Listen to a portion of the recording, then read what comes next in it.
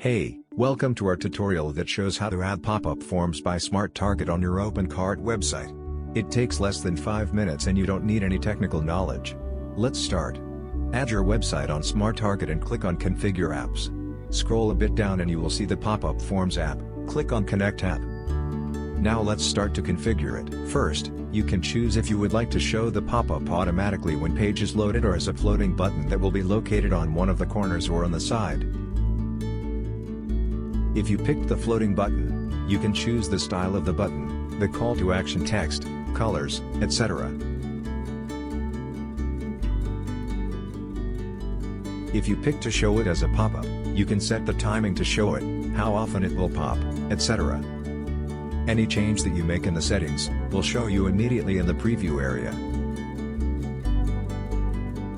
Next step, you can choose the icon you would like to show in the pop-up. You also have the option to show an image if you would like. You can also show text only by choosing none. The last option is to choose which information you would like your customers to fill in the form. Pick which field is mandatory or optional and add as many fields as you want. For example, you can ask for a phone number.